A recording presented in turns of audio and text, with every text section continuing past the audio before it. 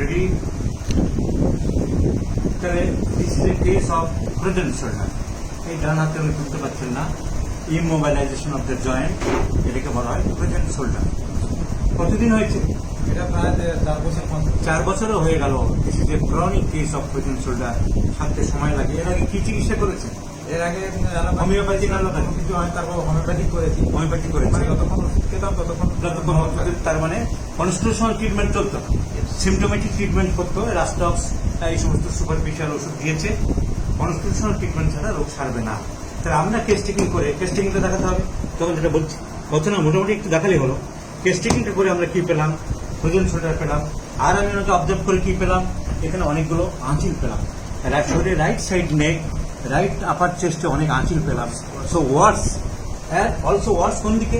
In the right side of the body.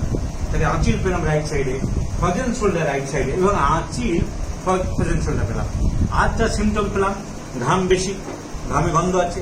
আচ্ছা, মিষ্টি জাতীয় জিনিস কি আপনি ভালোবাসেন? আমি আদৌ মিষ্টি পছন্দ করি না।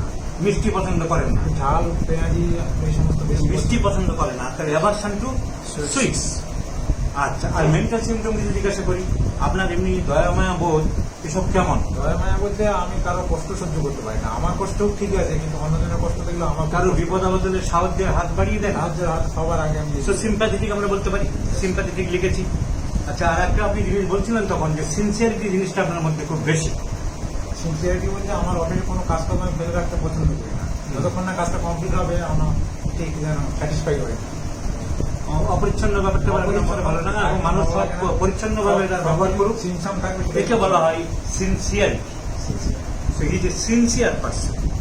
আর টেনশন বা অ্যাংজাইটি জিনিসটা আপনার টেনশন, প্রচন্ড টেনশন। কোনো কাজ ঠিকঠাক করতে না পারলে আমার টেনশনটা আরো বেড়ে যায়। তাহলে দেখো, অ্যাংজাইটি বেশি, সিনসিয়ারিটি বেশি, সিম্প্যাথি বেশি, মিষ্টি খেতে চায় না, রাইট সাইডের কমপ্লেন্স, ফ্রোজেন শোল্ডার রাইট সাইডের আঁচিলের, এবং ফ্রোজেন শোল্ডার এবং আঁচিলের উপরে কাজ বেশি করে রিউমেটের উপরে কস্টিকাম।